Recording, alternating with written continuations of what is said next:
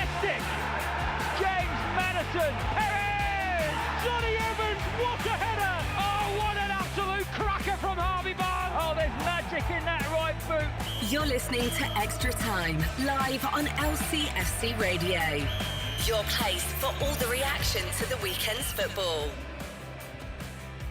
Welcome to Extra Time here on LCFC Radio after another fantastic Leicester City display in the Premier League. It really was a 5-star performance at the Etihad. I'm Dan Bates. Alongside me in the studio today is Matt Elliott, and joining us from his home is Ewan Roberts as well. Good evening, gents. We're all in high spirits, aren't we, after Leicester's win yesterday? Certainly are. Beating the Monday Blues, isn't it, that result yesterday, and the performance. One's a treasure, wasn't it? And plenty to talk about for us, isn't it? So it makes it nice and easy. Absolutely. Ewan, you're in a good mood as well, of course, aren't you, after that win? Dan, I've not moved from last night, mate. I'm still in the same seat that I was when I was speaking to you yesterday. All we've got to say, Ewan, before we go any further, it was interesting to see Eduardo conceding 5 goals yesterday. He had a bit of a nightmare, didn't he? I had to get that one in once, Ewan. I had to get it in once. Do you know what? I don't know where I got Eduardo from. I really, really don't. But it was nice of Matty to correct me, wasn't it? Of course it was, yeah. Mate, And you wouldn't really expect nice anything less from Matt, would you? No. Hey, I had to. It was self-preservation, mate. Yeah. After the first comment I made yesterday, Tags picked me up on it. The Johnny Evans debacle. I said he got 2 games in pre-season. You just made something up out of thin air. Mine was a genuine mistake, Matty. You just plucked something out of nowhere. Well, I was guessing you were inventing, yeah? Yeah, for those of Both you as bad as that each other. for those of you that missed it and are thinking, what on earth are these people talking about? Basically, Ewan said Eduardo instead of Ederson yesterday was the Man City goalkeeper. That's the story there. But it was a little question for you. Have you worked out who Eduardo is, Ewan? Can you remember? Did he play for Arsenal? That's the one. Broke his ankle, didn't he, against Birmingham? Yeah, that's right. Yeah, we got that. So you redeemed yourself with that question, that answer. We will have some proper extra time teasers a little bit later on in extra time, so do stay tuned for those. We've also got our Who's the Fox. We'll preview the development squad. They're in action again this evening. They lost last week to Everton, so they're looking to get back to winning ways against Blackburn. The LCFC women played at the weekend in the FA Cup quarter-final. We'll talk about that game as well as looking at the other Premier League games that took place at the weekend, and we might whisper it, but we might talk about the handball rule as well. But we've got to start, obviously, at that game at the Etihad, Matt, and just one of Leicester's best Premier League performances ever. I'm throwing that one right at you now. No, it's definitely up there, isn't it? There are quite a few to compare it with. I think straight away, you think about the Man U result, don't you, here at the King Power. First season, wasn't it, back in the Premier League? That always sticks in your mind. Numerous others. There's another not bad performance at the same venue at the Etihad in the title-winning season as well. 3-1 there. Hoof got a couple. Mahrez scored as well. That won the strike, didn't he? And we mentioned it, before the game. But I think that the one yesterday exceeds that, really, in terms of how they went about it, and it was categoric, wasn't it? And they turned round the fortunes of the game as well, so dramatically within the course of it, because you started off, and if most people are honest, looking at it thinking, I'm not sure this is going to work before the game, really, because I was one of them. I think Leicester have been a little bit negative-minded previously, certainly last year, going up against the very top teams, i.e. Man City and Liverpool in particular. And they came up short, only just against Liverpool, admittedly. That was a decent performance. But even against Man U, I didn't think they played with the same sort of vigour that they did against lesser teams, if you like. Now, I know that's a consequence of playing against higher quality opposition, but at the same time, their approach was slightly different. And I thought, there's a little bit of a case of maybe it's going to be here we go again against the top side. I think Leicester are at a stage where they can go and test themselves a little bit, not be gung-ho, but go and take the game to the opposition a little bit, even against the better sides. Test them out a bit, because they come unstuck. They can do, as we saw yesterday. But, in hindsight, I don't think you can have too much disagreement with how the plan and the game was approached, because it worked to an absolute T, doesn't it? And as much as Brendan Rodgers deserves credit for, going against his natural methods, if you like, it takes the players to execute the plan, because for a while it wasn't really working, was it? They conceded the goal, which wasn't down necessarily to any systems or whatever. It was a little bit sloppy defending from a set piece, people not being close enough to go and close things down, a bit of organisational aspect of it. Won the strike from Mahrez, and you think, right, it's going to be a long old haul. I mean, we were sitting in the studio, weren't we, saying, right, what's the game plan now? And we're thinking, well, it's probably to eke out a draw, maybe. Stay as you are, try and pinch a goal and don't concede another, and the game's gone out of your grasp before you know it. But how wrong could we be? Eventually, they found their footing, didn't they? And particularly in midfield, and it was mentioned in certain quarters, Mendy, Tielemans, who perhaps we'll elaborate on more in a minute, but they got a foothold in the game, and that was key. They were starting to link up with Pratt, Barnes and Vardy, and the game turned, didn't it? And we saw the result. Incredible. Well, if you're listening in or watching along on social media, do get involved with the show and let us know where you think that performance ranks among Leicester's best ever in the Premier League. Mike says, best performance since the title win. Sandra says, couldn't be more proud of our team, still buzzing. I think she speaks for pretty much all Leicester fans out there who are still obviously delighted with that. Ewan, where do you think it ranks amongst Leicester's best ever Premier League performances? It's certainly got to be up there, hasn't it? It has, I think, for different reasons, though, Dan, because as Matty alluded to, they went there with a game plan.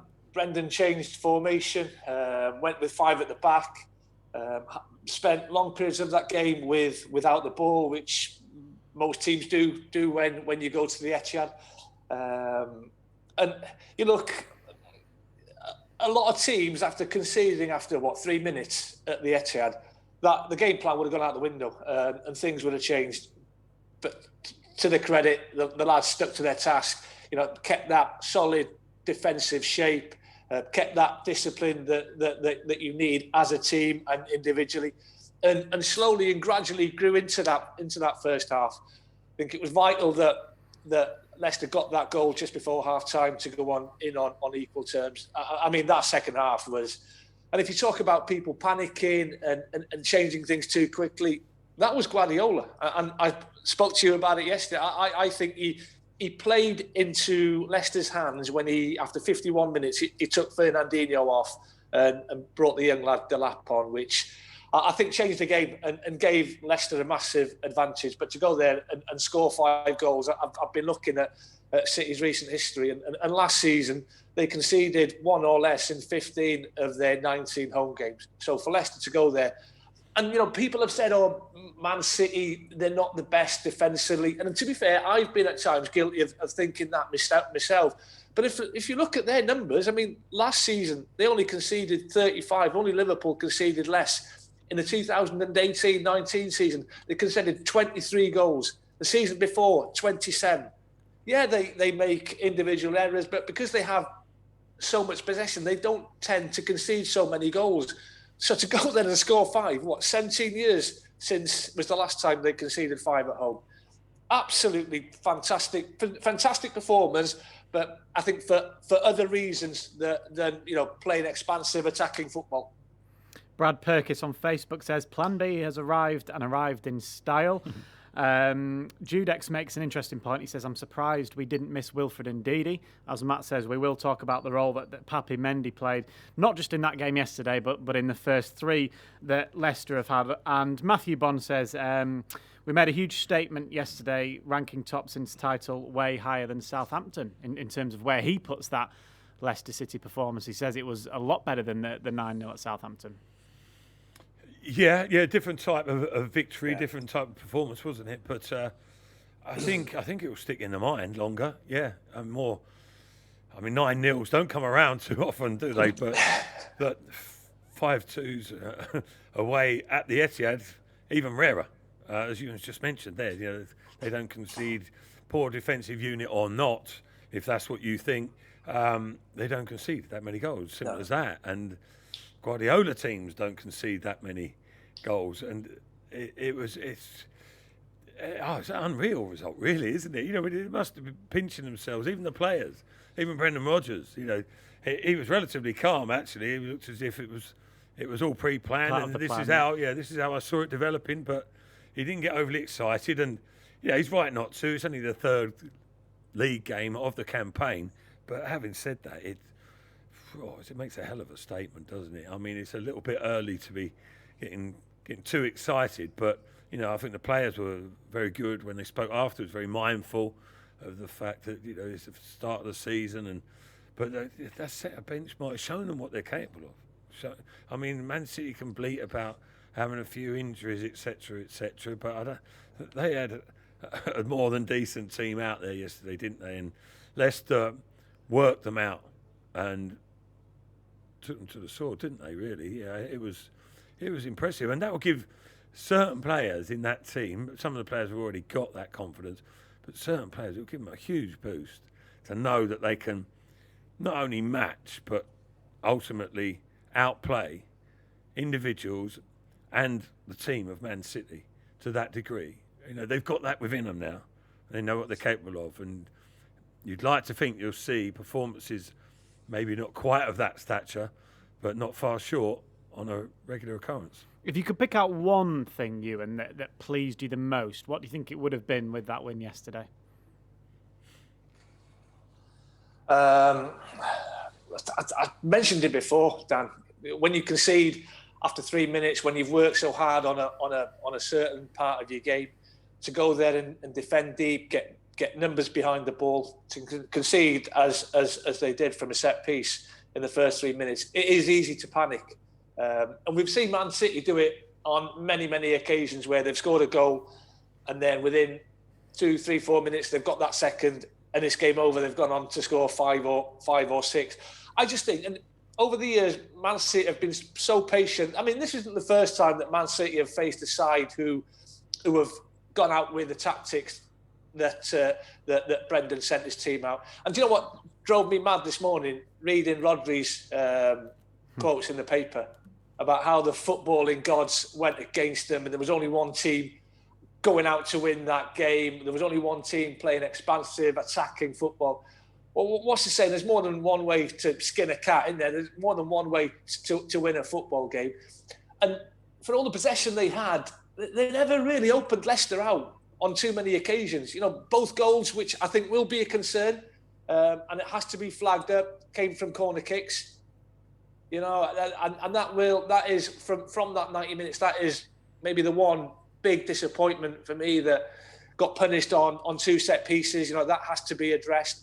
But I just think the way the lads who, especially attacking players who love getting forward, who love showing their attacking skills, how they sort of transferred their game, if you like, to being more defensive.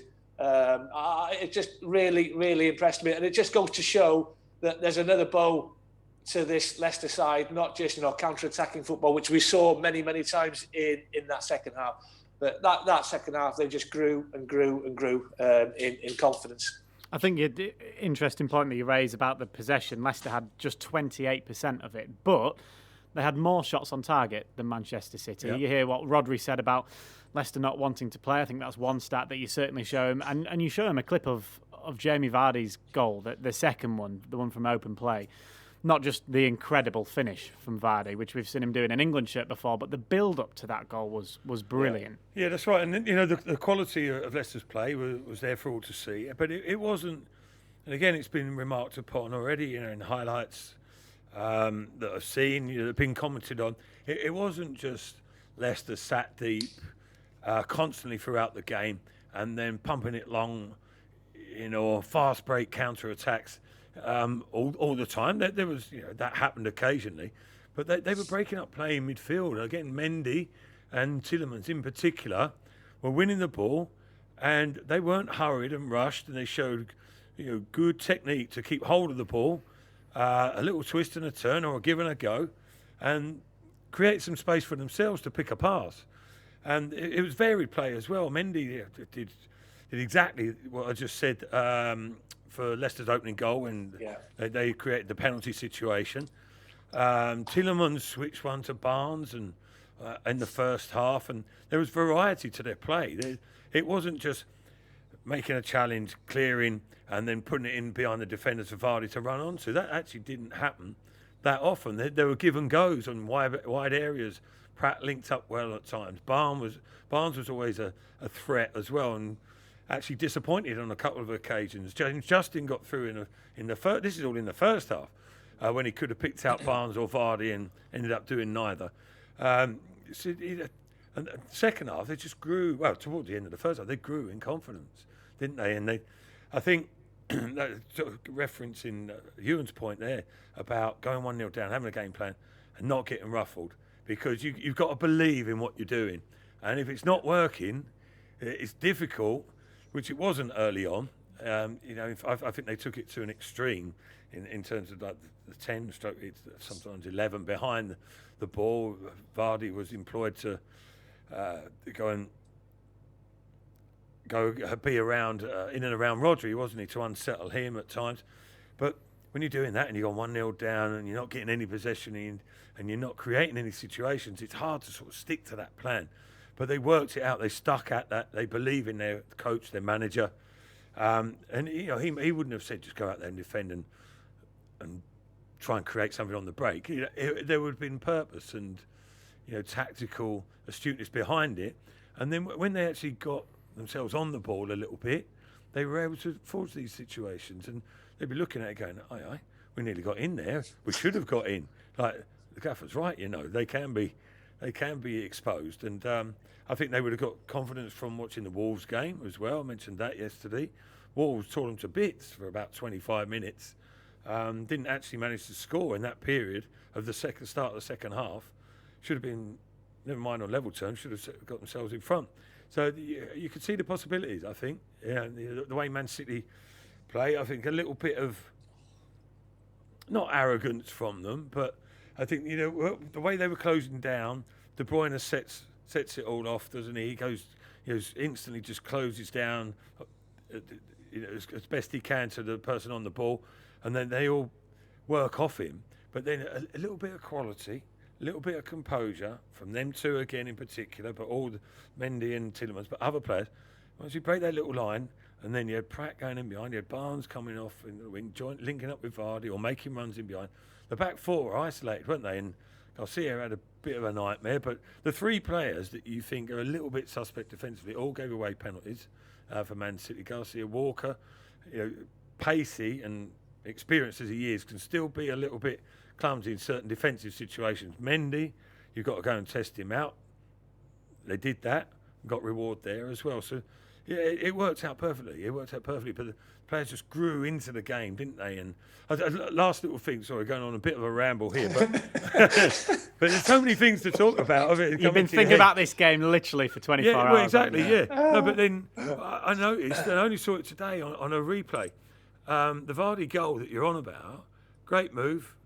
Castagne. James Justin, are you going to say? Yeah, James Justin, the left wing back, is in a centre forward position, making a loitering and hovering, not making a run as such. He'd made a run. The pace of the move had slowed down, and Tielemans came inside. But James Justin attracted the attention of Ake to an extent. And he pulled him out of a little bit of position with Mendy. There's a big gap. Castagne runs into it. Tielemans finds him, and we know the rest. But what was he doing there? And this is again going back to your comments there about Rodgers. Leicester didn't come to play. They've got the right wing back who's put the cross in for the final delivery for Vardy to do the flick, and literally 15 yards away from him in the right hand channel position is the left wing back. So you can't say Leicester play without adventure. Absolutely. Mark Gent has got involved on Facebook with the discussion that we've been having about Leicester's best performances. He brings up a very good one. He says, fantastic result, on a par with the 5-3 at home to Man United. Jamie Vardy back heel goal was world class. In fact, on the whole, all of the lads played fantastic. Michael Phipps says, we won the title with less possession in almost every game. Interesting point, obviously, that he's made there. And Tom David Richards, bit of a long message, but I'll read it out because it's a nice one. The attitude of the players really shown yesterday. The no-die attitude when they had the ball looked dangerous. Mendy is finally getting to his best. Never really had a chance previously, but now he looks outstanding. Bit unsettled at times, but when does any player not get unsettled? Fantastic Foxes. Now let's hear from Brendan Rodgers then. He was asked yesterday if that result sent out a statement to the rest of the league. It was a real special performance and result, I felt. I think we've seen Manchester City against Wolves and how well they played in their last game, but I thought we were outstanding in our game, but obviously our idea was to deny them a bit more space than maybe I normally set my teams up to play. But I knew then we still had the big pace on counter-attack and had the quality. So yeah, I thought tactically the players were very disciplined. They showed a great mentality coming from behind.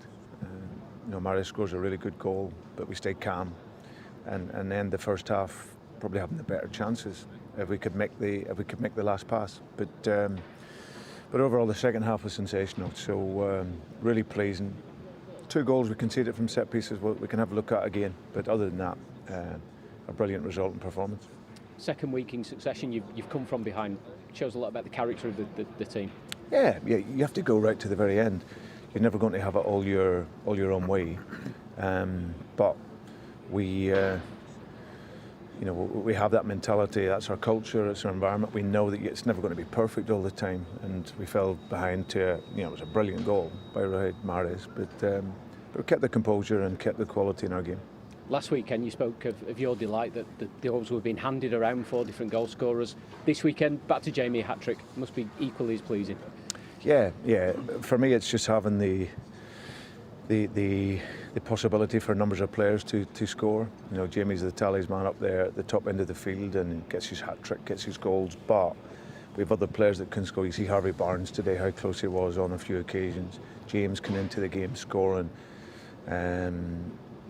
Yuri showing great composure for his penalty. So all in all, it's important to have various goal scorers, but of course your guys at the top end of the field will always be up there to score, and he showed great composure on his penalties, 2 different penalties, and his goal where he's flicked it shows a great bit of skill. The voice there, of course, of Brendan Rodgers, speaking after that fantastic win at the Etihad yesterday.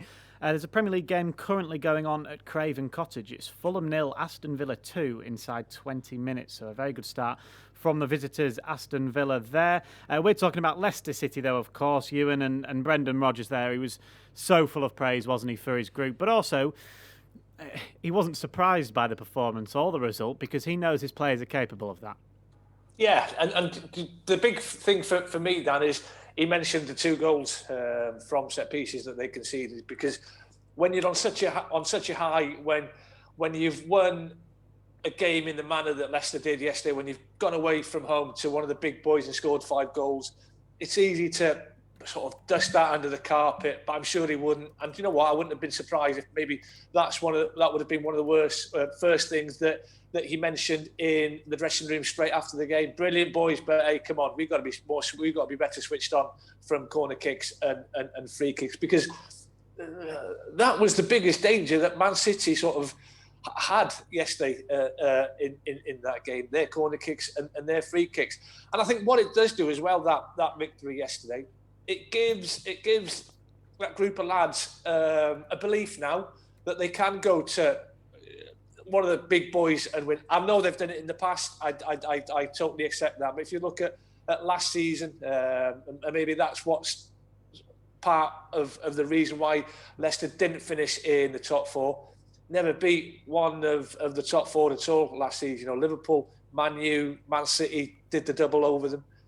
Chelsea, the 2 draws. So that 5-2 will give them the belief when they go away to Old Trafford, when they go to Anfield, Stamford Bridge, that they're more than capable of coming back with 3 points. And that, obviously, as you say, Ewan, will probably please Brendan Rodgers the most, won't it? That he now has that confidence in whatever team he picks, whatever players he picks, that wherever they go in the league, you're not going to get anywhere really harder than the Etihad Stadium. No, you're going to be under pressure. you're going to have to do a lot of defending. You're going to have to get bodies behind the ball. You can't fall asleep. You can't lose concentration. If you do, you're going to get punished. And you know what? I've been thinking about the injury excuse that Man City used yesterday. And yeah, they've got one or two injuries. So have Leicester, by the way. No Ricardo Pereira, and Castaña's come in and he's been fantastic. No Wilfred Ndidi, probably one of the first names on the team sheet. You've still got Madison not fully 100% fit. He had to come off the bench yesterday. You have named 3 players there that, if they were fit, they would probably guaranteed starters for Leicester. So I don't buy the injury whatsoever. And Leicester haven't got the strength in depth and spent the money that Man City have over the last 10 years. Well, let's hear now from one of those men that you just mentioned there, James Madison. He spoke to LCFC TV after coming off the bench and emphatically opening his account for the season. Mendy on to James Madison. The space here for Madison to maybe create some magic of his own from outside the penalty area. Madison, oh, he has! It is absolutely magical from Madison. Just found myself in a nice little pocket of space, strove. No one really came towards me, and I backed myself with my quality. That's what I practice every day. That's what I live for, them sort of moments. So I was happy to see it fly in the top corner here. And clearly a very special celebration as well. Yeah, dedicating that to Stuart Birtwistle, who was our club doctor, who passed away in lockdown. An unbelievable man who was up there, probably on the golf course up there, not actually watching the game, but he was a great guy, so that one's for him. He'll have taken delight in that goal, and as you say, 3 wins from 3, something to really build on there. Yeah, definitely. We're not going to get carried away, because I think our form in the early parts of last season was brilliant, and then after Christmas went downhill. So we know we're not going to get carried away, but we are top of the league with 3 wins in 3, and we'll go to try and beat West Ham next week and make it a perfect start. For you personally, as you say, you've kind of been building fitness over these last few weeks, the game against Arsenal, and kind of getting closer to getting back into the team. Yeah, I mean, this season's the first season, I think, to be honest, where I've missed a whole pre-season through injury. So it's different, and it's made me realise as a footballer that pre-season's so big, and the minutes you get in pre-season and the training and the running you have to do to get that base fitness is so important, because I missed it all, had no minutes. My first taste of action was in the Premier League at West Brom, and after 5 minutes, a few sprints, you're breathing for air, But yeah, that comes with matches, that comes with minutes, so hopefully I can build on that and get myself back into the team. Yeah. Important message there, Matt, from James Madison, that he says that nobody's getting carried away with this. Yes, Leicester are top of the league after 3 games. We love to say that. We love to look at it. We can get carried away with it, but the players themselves and the first team group, they don't get carried away, because they know what happened last season as well, which is the exact example that James Madison used. Yeah, no, exactly. It's just common sense, isn't it, really? As you mentioned there, it's just a matter of giving that assurance, though, and that self-belief, knowing what you are capable of. I mean, they did it last year to a degree. That they will be mindful of thinking, well, hang on, we didn't get proper results against the top 4, as you mentioned. That would be disappointing. But they've already put that to bed, haven't they? This season, we're assuming Man City will end up in the top 4. Who knows how the campaign's going to pan out, but listen, it's a huge boost to them, though. I think, people talk about, teams winning trophies, and that's a turning point or a crucial point in the development of big teams. Leicester are yet to do that, but I think the fact that, the manner of how they went about their business yesterday, and Man City were decimated by the end of the game, pretty much. I mean, they got the consolation, if you can call it that, with Ake, they're scoring the goal. But and that is something for Leicester to look at, defensive situations, set pieces. But after 65 minutes, they were gone, and Leicester were looking at threat every time they ventured forward, and whilst you couldn't believe what you were actually seeing and the quality of it and the comprehensiveness of it, but the players, they were reacting to it. They were growing in stature within that game, and Madison pulling his tricks out the bag, and Vardy's goal, and the others were penalties, but they were in really dangerous situations, well worked positions. It wasn't just a random handball decision gone against the grain. It was all as a result of good football good, effective, proactive football. And, I bet they can't wait for the game at the weekend now. And West Ham, it's going to be an interesting fixture. Actually, West Ham have turned their little fortunes around, haven't they? With a magnificent result. Didn't see that one coming either. But, what a time to be a Leicester player. But you've got to be mindful. You've got to be strong-minded and disciplined and make that sort of performance not maybe the norm. That's probably expecting too much. But have very high standards for yourself individually and encourage others to keep maintaining those standards as well, because they let it slip last season for whatever reason. Need to learn from that.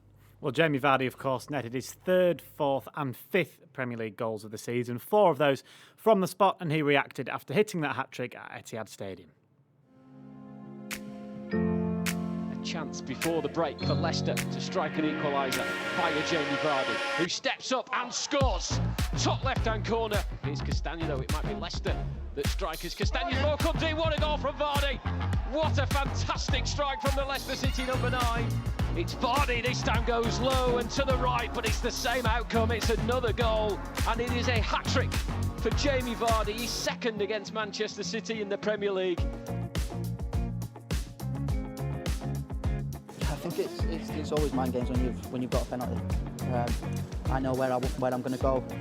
Keeper is a guess, but he knows obviously where he's going to dive. So it's always mind games. But if you hit it good enough, then there's no way that the keeper's going to get there. The goal in between, very classy finish.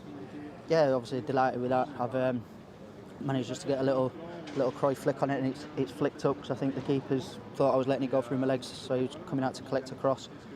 And like I said, over the moon. But I think today was all about the performance, and really good performance. It's got us off to a great start, and it's hopefully trying to kick on. First half for you particularly must have been frustrating, lots of running around chasing Manchester City, but almost a game of 2 halves, different in the second half.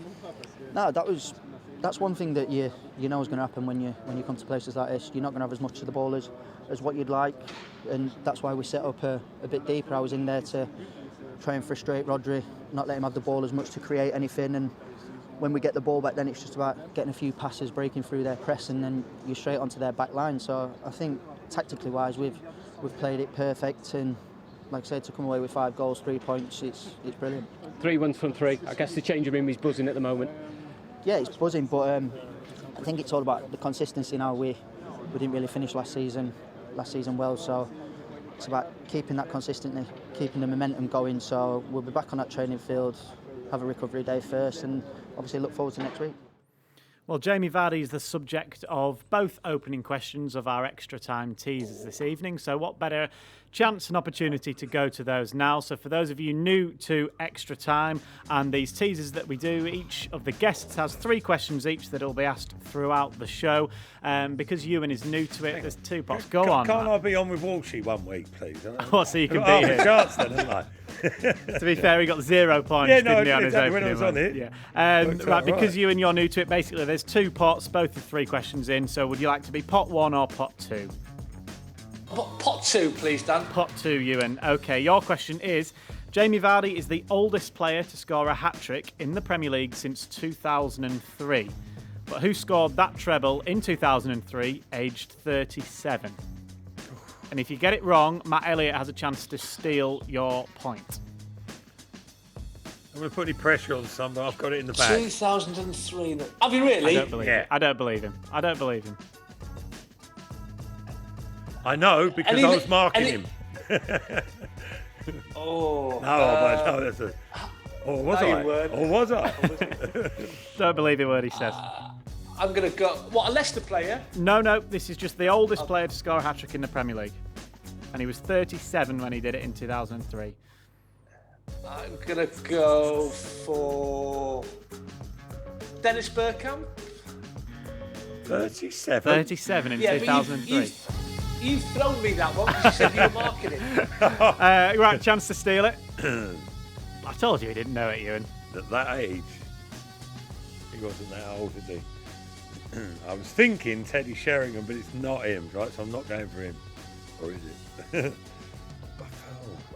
37 in 2003. Yeah.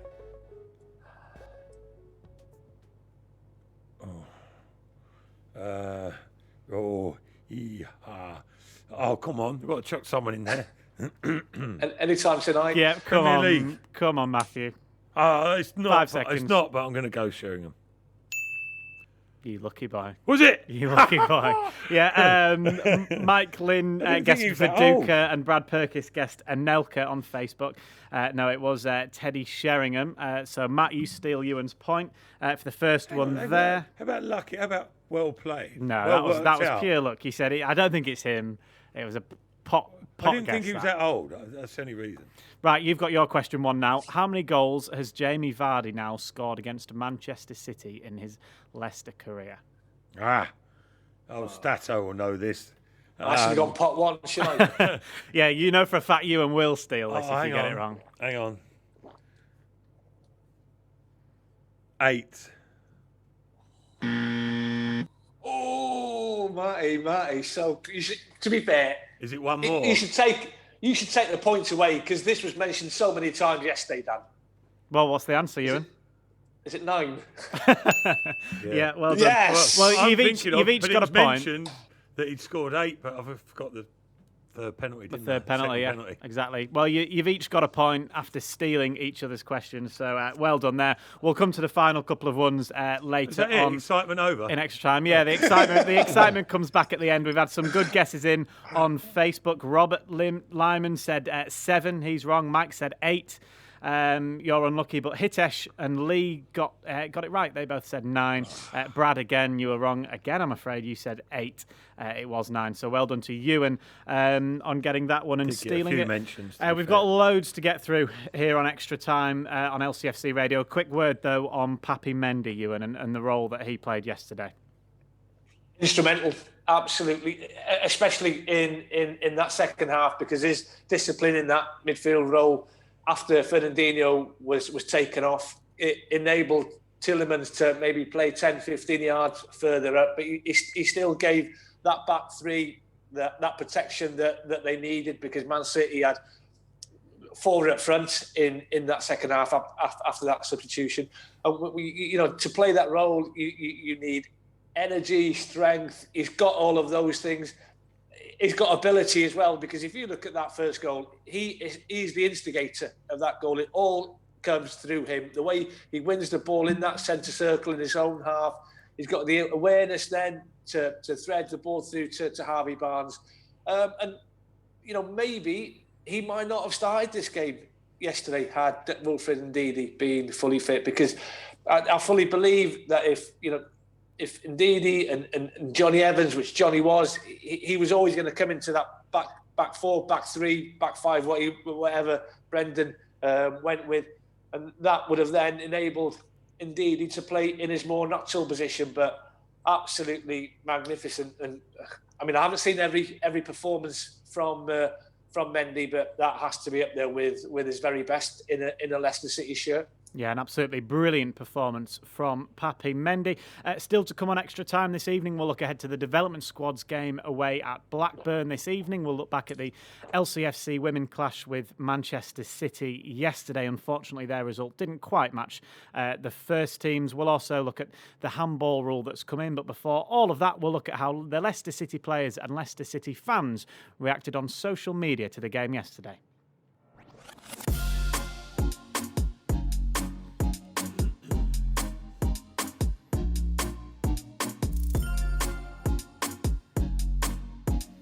It's all smiles and all happiness, of course, on social media when Leicester City get a win. James Madison posted on his Twitter account saying, "I hope you enjoyed that one, Foxes, because I certainly did. Make sure you're all home by 10 p.m, though. Congrats, Jamie Vardy. You're the GOAT, mate. Special day." Kasper Schmeichel, he was very happy.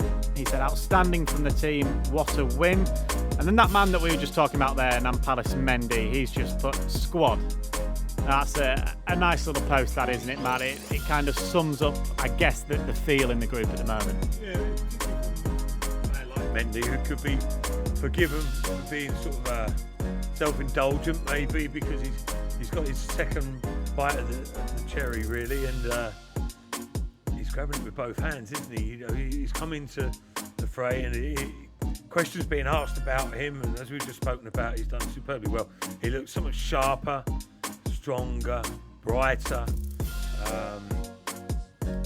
He must have been carrying the effects of that long-term injury that he had for quite a while, and he's come into it, and he could be forgiven for talking about himself and how well he's done. He does. He mentions the squad. Well done. Nice moment from Dan and Marty. He said, very grateful. Thanks for all the support and messages. That felt really good. Yes, incredible performance from Daniel and Marty. And then we'll say the best one till last, of course, the hat-trick hero, Jamie Vardy. He simply put, I hope you enjoyed that one, Foxes. And I think, Ewan, it's fair to say that all Foxes fans did enjoy that one. Oh, he just gets better and better, doesn't he? And I've been thinking, what is he now? Is he 32, 33? 33, yeah. 33. But, and you know what? He's got a few good years left in him, I think. I don't know what you guys think, because you look at Jamie's career, and he turned professional when he was, 25, 26? I think that's when he got into the professional game, so which means he hasn't played as maybe long as other pros at 33 have. So maybe he's got a bit more longevity, and let's hope so, because I tell you what, he's irreplaceable. He is one man in that squad that you just cannot replace. His enthusiasm, his work ethic, his goals, you just that's priceless. It really, really is. Developed his game as well, Ewan, hasn't he? Not just, he's just not a speed merchant. There's much more to his game, and he's becoming a quality. Well, not becoming. He is a quality all-round striker, isn't he? Worth a mention for Daniel Amartey as well. He goes under the radar there. I mean, he was unspectacular yesterday, but solid, wasn't he? Yeah, a couple of times at set-piece situations, maybe could have done better, but in general play, he was immaculate, wasn't he? He was faultless, as was most of the players out there on the pitch for Leicester yesterday. Absolutely. We'll have a look to see how Leicester fans reacted on social media in just a little bit, but just reading some of the messages that are coming through to the show now. Robert says, Pappy is like having a new signing, and Jonathan Stickley says, Mendy proving why he was offered a new contract. Same position as Ndidi, but a different type of player. The development squad are in action. They're playing Blackburn away. You can watch that one on LCFC TV following us immediately. And we can go over to Blackburn now and speak to our commentator this evening, Nick Walsh, who has all the latest team news. Nick. Hi, Dan. Yeah, a big welcome to Lancashire FA. 2 changes tonight, including a start for Portugal Youth International Sydney Tavares. There's also a change at the back. Dara O'Connor. Well, I can't hear Nick. I don't know if you can, Matt. No. Can I ask you the same question? Hi, Dan.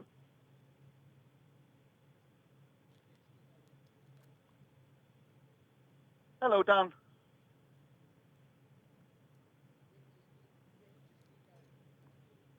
Oh, hi. Sorry, Dan. Yeah, sorry. So just to confirm those 2 changes. Yeah, Portugal Youth International Sydney Tavares comes in. There's also a start for young Irishman Dara O'Connor at the back, and Callum Wright lines up against his old club. So the starting 11, Stolarczyk in goal, across the back 4, Vontae Daly-Campbell, Dara O'Connor, Sam Hughes, Mitch Clark, Callum Wright, Callum Hume, the holding midfielder, and Kanya Yashabella, the midfield 3, and the forward 3, Ali Regba, the point of the attack, either side, Sydney Tavares and Tyree Shady. Starting 11 at the home of the Lancashire FA this evening, and kick-off is 7 o'clock, Dan. Thanks, Nick. We finally got you after a few technical difficulties. We could hear you right at the end, and we got the starting 11 there. It's a big game, isn't it, for the development squad, because they started the season so well. There was the win in the leasing.com trophy, then they beat Manchester United so convincingly, and then obviously there was the disappointment of losing last week. Yeah, absolutely, Dan. But it's part of the territory at this level. You drop 1%, and to quote Steve Beaglehole, you end up getting punished. But, they're coming up against serious opposition this evening. 5 changes for Blackburn Rovers as well, including a feature start for new signing Daniel Ayala, who comes in from Middlesbrough. They also go with fellow first-teamers John Buckley and Harry Chapman. So, in some respects, the ideal fixture to try and bounce back and get back to winning ways. But another serious test for the development squad this evening. And fingers crossed, and we're celebrating 3 points at the end of tonight. Yeah, hopefully so. Thank you very much, Nick. You can watch Nick and the under-23s in action following us immediately on LCFC TV. Thanks to Hitesh and to Brad on Facebook as well for confirming that they could hear Nick when we couldn't as well. So I just completely ruined his team news bit there. So it's good to hear, Nick. I just hope we haven't got to watch him like you just said. Apologies to Nick. Well, we will see him at He's not performing out there, surely. Oh, half time. At half time, we'll see Nick as well. But you knew that because you watch the under-23s every week, Matt. Right. Before we go to our fans involved, we've got a Who's the Fox graphic. So we introduced this last week, Matt, where we'll put a picture up of a Leicester City player either in action or celebrating a goal, but we've silhouetted the player out and you've got to tell us who it is. Now, if you get it, don't shout it out because we want those of you at home to get involved with that. So, yeah, get involved on Facebook and on Twitter. Who's your guesses for that? Who's the Fox that's missing there? You're nodding along, Matt. Don't ruin it. Are you getting on with that one, Ewan? I think I might be all right, Matty. Yeah. Me too. Well, Point each. You're both looking very smug there. So we'll reveal the answer to that one very shortly. But let's see how Leicester City fans reacted to that win on social media yesterday. If you want to get involved like this on one of our shows, all you need to do is use the hashtag LCFC. Ben the Barber is the first person, and he picks out Mendy and Amati, two of the players that we've been speaking about, Matt, for their performances. He said he wouldn't have been bothered if we'd have sold them 2 weeks ago, but now I'd be devastated. It's practically like two new signings. Squad game, isn't it? Yeah, I mean, who do you not pick out? I mean, probably, and this is a good indication of how well Leicester did. The one player who doesn't spring to mind, who was probably, only because he was so inactive, less than a 8 out of 10 probably, Kasper Schmeichel. Didn't have a lot to do, did he? Had the ball at his feet. Couldn't have saved either goal either. No, he didn't have a lot to do. Certainly sort of blameless in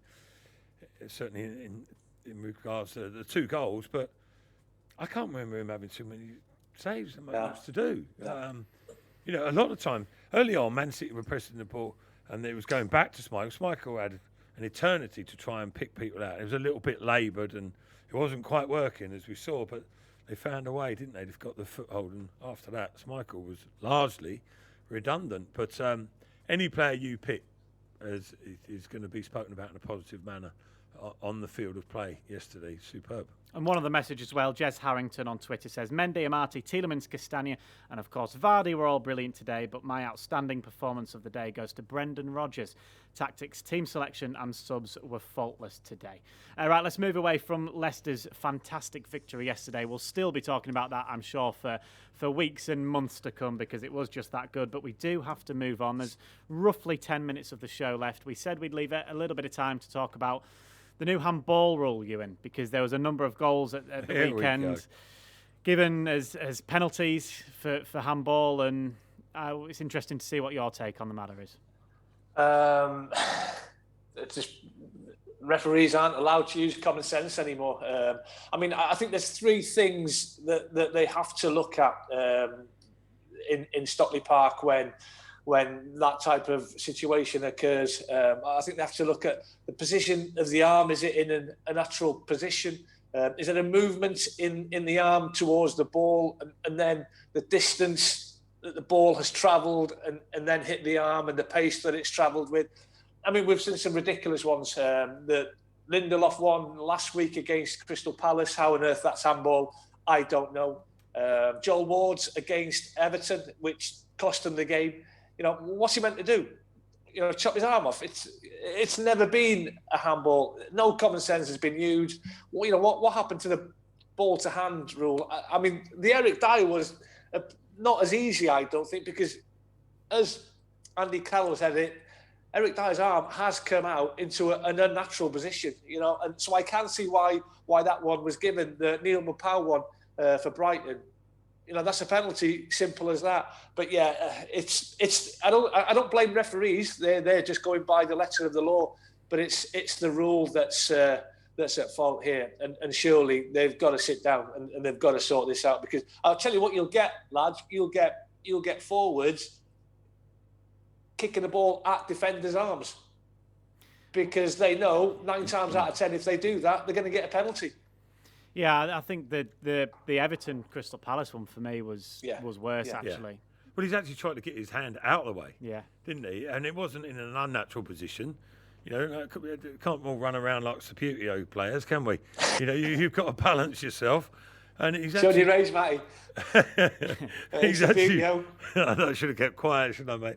But, you know, he's tried to withdraw his hand there, reaction, but it's, like you say, common sense is not being applied. And, you know, it's even more annoying and frustrating when they've retracted the instant handball if it's an attacking player. The fact that it hits your hand is not automatically the goal is cancelled out now, is it? No. Because that happened with... Havertz at Chelsea. Yes, correct, well done. And it, without doubt, struck his arm. And I would say there was an element of intent there, to be honest. You know, I think that should have got pulled up. But they've sort of had the chance to redeem themselves with that, so they've corrected that. You know, a little bit of a tick and a little mini thumbs up. Well done. You know, it was blatantly obvious, but it should have been done. It shouldn't have been brought into in the first place, but they've corrected it.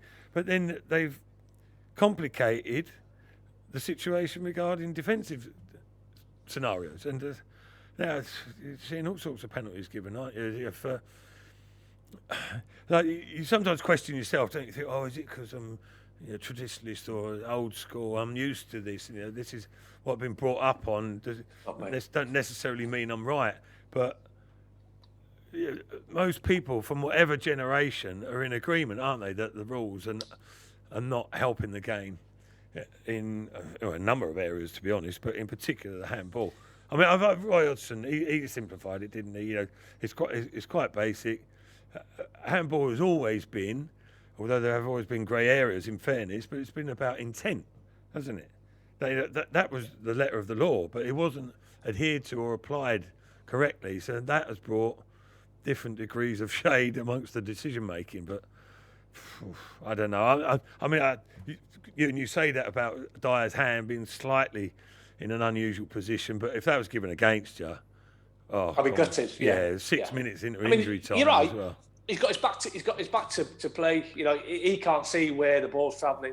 Yeah, he got himself a bit off balance, didn't he? And, he's not intentionally handed that ball, is he? Even just as bad, in my point of view, was did you see the foul that was given, which initiated the diagonal ball for the ball into the box? Højbjerg, who just played a ball and ran into his opposing number.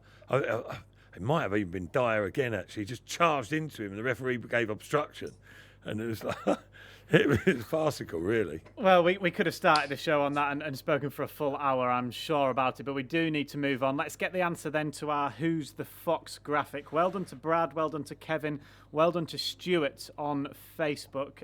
Stephen, rather, not Stuart. Well done to you guys. You've got the answer correct. It is, Matt? Castagna. Timothy Castagna. Timothy. Well done. Now, Brad, I'm going to give you the benefit of the doubt because you got the two trivia questions wrong. You originally said Castagna, but then you've gone... On second viewing, I think it's Jamie Vardy, but we'll go with your first answer in Castagna and give you the benefit of the doubt. So well done to those of you that guessed Castagna. Stephen incidentally says, what a signing. Can't remember a new signing who's made such an impact to the start of the season. I said we'd talk about LCFC women. They played against Manchester City in the FA Cup quarter-final yesterday. Unfortunately, the WSL side, Man City, came out on top, winning 2-1. But it was a valiant and very good effort from LCFC women in that one, who are, of course, a division below. They are back in action again as they hunt for promotion at the end of the season. They play Durham on Sunday, and you can, as ever, follow that on lcfc.com and the LCFC women's social media feed. Oh, sorry. Well, I'm going to test you. Let me test you out first. That was the quarter-final. Yeah. How many rounds did they play before that then? Well, this was from last season, so this is last season's sorry. FA Cup. I didn't. I wondered how they got to that stage so quickly. That's okay. I tested have I passed your test? You came through. Good. Flying colours, son. Flying colours as always. I've got the stamp of approval from Matt Elliott. That's all I need. Right, because Matt has tested me, it's time to finally test you two again for the final extra time teasers of the evening then. So you were pot 2, weren't you? So you can have your second question. Who got the equaliser? It was nearly mentioned a minute ago. Who got the equaliser for Chelsea in the 93rd minute at the Hawthorns on Saturday? Tammy Abraham. Correct. Matt Elliott, your question Though, two. isn't it? Who opened the scoring? Only easy if you know it, Matty. Only easy if you know it, mate. So Who opened the scoring for West Ham last night in their win over Wolves? Oh, Bowen.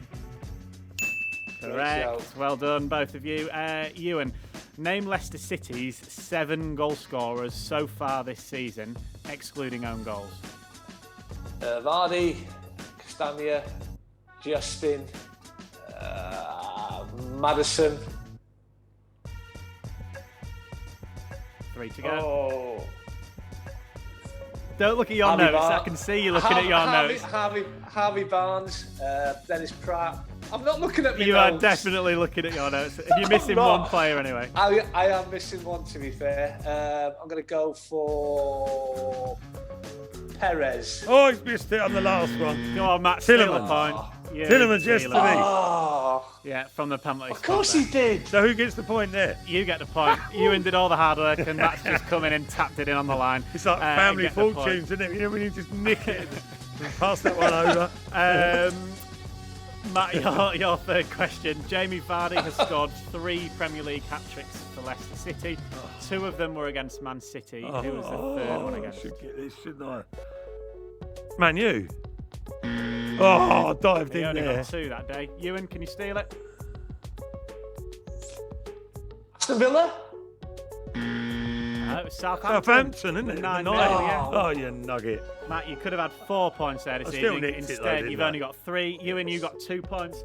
We're going to do it on Should've got a recurring league table type system. So that's another 3 points for you, Matt.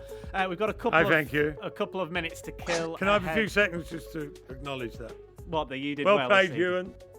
Thank you, mate. Hard luck, sir. Dan, can I ask a question, mate? Okay, I've had one from Matt. It's time for one from you, Ewan. I'm ready for it. No, I'm just wondering about the injury situation with yesterday with Vardy and obviously Johnny Evans coming off. What's the latest? Do we know? I know as much as you at the moment on that one, Okay. Ewan. So I think Apparently we just need to Vardy wait has for. got a little bit of a growth on his groin, dare I say. But it's something that he's been aware of. I did speak to Rob Tanner, actually, who seemed to be in the know on that one. So it wasn't as if like there's a tear as such. It just plays him up every now and then. He has to sort of nurse it along a little bit. So hopefully that's not too much of an issue, which is consequently why he carried on, because you would have thought he did for a little while at least. If it's a groin, yeah. Well, keep an eye out, Ewan, on Leicester City's social media channels and on LCFC.com this week. There will be some updates, I'm sure, on that. On Friday, we've got a very special episode of Matchday -2 because it's the Europa League draw. So we're going to have a Europa League draw all the excitement, you special forget about things on like that. Friday. Exactly, we how could talk could we? about that this evening. We are right at the end of the show, so I only want your score predictions. I don't want any reasons why. Liverpool against Arsenal tonight. What's the score going to be? Ooh. 1-0. Ewan? 3-1 Liverpool. Okay, thank you very much. Don't forget the development squad. Follow us immediately on lcfc.com/TV. So do make sure you watch that one. But thanks to everyone who got involved with the show and listened in at home. Have a fantastic week. I'm sure you will after Leicester City beat Manchester City by 5 goals to 2.